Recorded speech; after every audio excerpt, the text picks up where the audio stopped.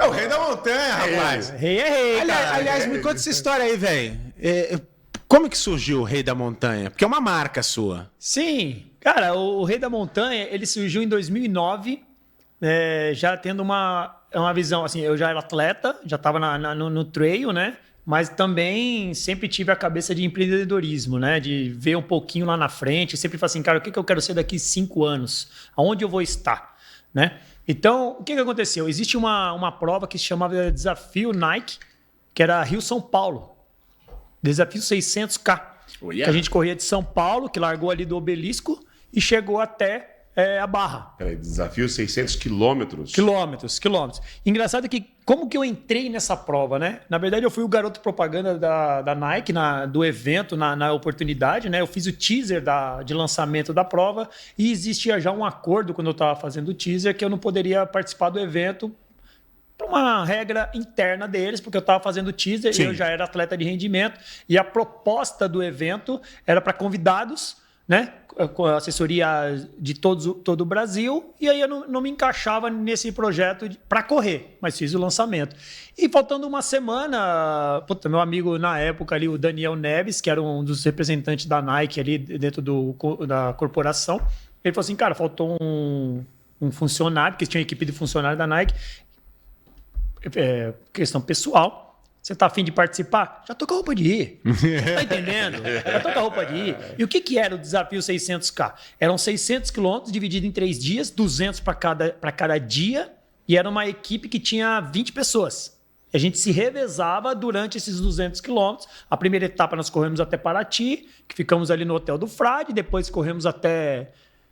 Cara, não vou lembrar, mas mais 200 até chegar na Barra, que completava os 600K. Só que aí, como eu fiz o teaser da prova, eu entendi todo o regulamento da prova, existia 3 pontos por dia, 1 ponto por dia, que você seria o rei. No primeiro dia, ia ter o rei da praia.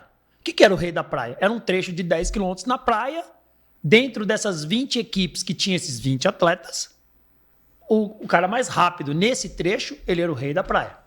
E o segundo dia, tinha o rei da montanha, que era um trecho em Ubatuba, de 7,5 km. E aí eu falei assim, cara, eu quero fazer esse trecho. Porque, na verdade, como eu entrei depois na equipe, eu era chamado de atleta X, que era o atleta coringa. Né? Então eu só ia correr quando alguém estava passando mal, algum trecho assim e tal. Cara, acabei correndo quase 30 km por dia, né? Vai mesmo. E aí, nesse dia, eu falei assim, ó, Daniel, foi o seguinte, o Daniel Neves da Nike, falou assim, cara, mas eu queria correr o desafio do Rei da Montanha. Eu falei assim, não, fica tranquilo, a gente coloca você lá. Por quê? Porque eu pensei, cara, eu já corro montanha. Se eu ganhar esse trecho, pela mídia que estava envolvida, revista Trail Running, Gold Side, tinha televisão, tinha uma equipe de imprensa, só para você ter uma ideia. Então, eu tinha um amigo que era o Sérgio Xavier, que hoje está na ESPN, e eu falei, Serginho, seguinte, vou correr o desafio 600K e vai ter o trecho do Rei da Montanha. Cara, eu já fui pro El Cruz, fui segundo, fui pro desafio, eu já tinha ido, né, pro El Cruz, que é uma corrida de 3 dias em montanha pela Cordilheira dos Andes. Eu já tinha corrido uma prova na pista de atletismo de 50K, onde eu venci, são 125 voltas na pista de 400 metros. E aí eu falei para ele assim, cara, se eu ganhar essa prova, esse trecho, cara, você publica lá que eu ganhei o Rei da Montanha? Eu falei assim, não, tranquilo. Ele me chamava até de Cabrito da Montanha, né? Cara, voltando, eu fui lá, venci esse trecho, completamos os 600K.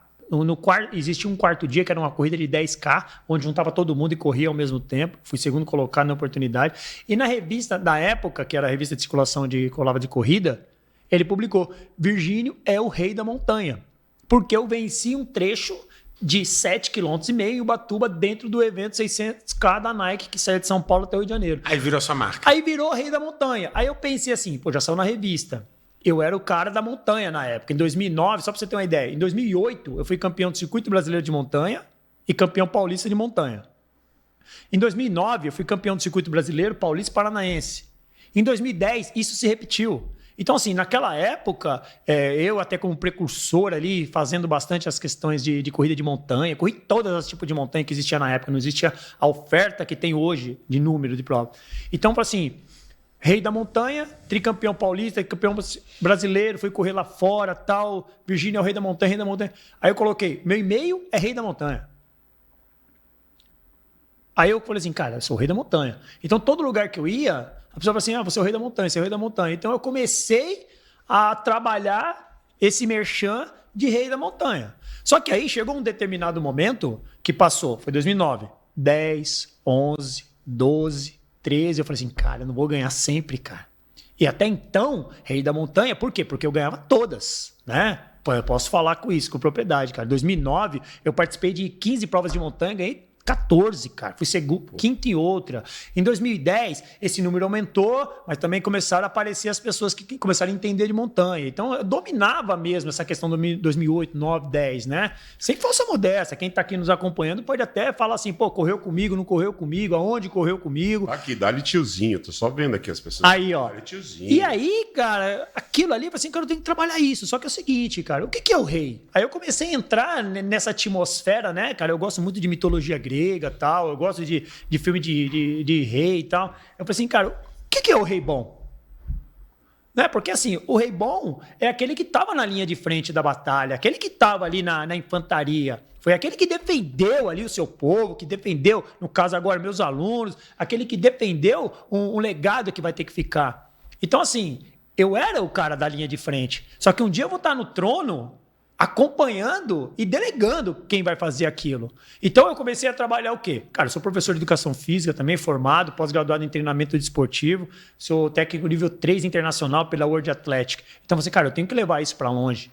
E aí eu comecei a fomentar a modalidade. Então hoje, se você conhece o trail, se você conhece a corrida de montanha, se você conhece o Sky, cara, tem um percentual ali do Virgínio que ele deu palestra, que ele falou, que ele fomenta, a própria minha rede social, eu tento girar em torno disso. Cara, você quer entrar na montanha, você quer virar um trail running, só que é o seguinte, você tem que entender que você está entrando numa modalidade diferente.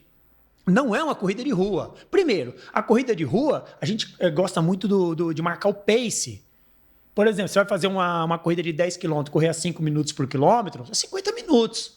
Só que se 1 quilômetro você trotar ou andar e correr a 5,30, já foi seu pace de 5, né? Só que na montanha é diferente. Na montanha nós treinamos andar rápido, porque andar na montanha com uma inclinação de 10, 15, 20 ou até 35% é mais eficiente do que tentar correr. Então, esse legado de se tornar o rei da montanha, eu falo assim, cara, antes de você lembrar que eu fui o vencedor da prova A, B, C, rei da montanha, ou que eu venci as provas de 10, 12, 42, cara, eu falo da modalidade. Então, ser rei é você sentar numa mesa dentro lá de toda a cúpula e conseguir falar da modalidade. Então, hoje, 2024, tanto tempo depois, não vou falar os anos, né? Mas tanto tempo depois, cara, eu consigo falar da modalidade, eu falar como ela conheceu, eu consigo te apresentar a modalidade. Então, quando alguém me procura, não precisa ser aluno, mas quando alguém me procura para falar da modalidade, ou que nós estamos aqui falar de história, cara, eu consigo falar de história, eu consigo falar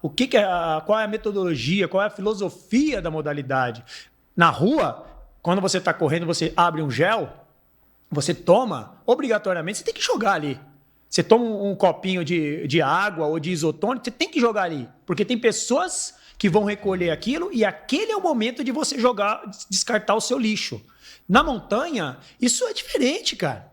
O lixo que você leva, desculpa o termo, até o número 2, você tem que trazer. Por quê? Porque o que é? Cara, você está entrando dentro da montanha. Você está entrando num cenário que não te pertence. Ele vai te envolver e vai te deixar o mais agradável possível em casa, como eu estou me sentindo aqui agora. Que bom. Entendeu? Só que assim, o lixo que você leva, você tem que trazer. Então assim, olha como muda a concepção. Pô, mas na rua eu tenho que descartar. Não, você tem que descartar porque senão vai pro bueiro, entope isso, isso, aquilo. Na montanha, se você descartar lá um plastiquinho, ele vai ficar lá mais de 100 anos, cara.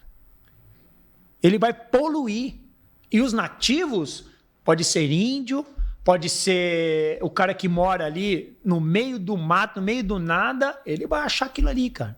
E o pior, se um animal achar aquilo ali, uma vaca comer um plástico, isso aqui, cara, olha o estrago que você pode fazer. Então, essa filosofia de vida, ela muda. Então, você tem que aprender a correr na montanha, desde como se locomover, entender de intensidades, qual que é a hora de correr, qual que é a hora de andar, qual que é a hora de atacar, qual que é a hora de capotar.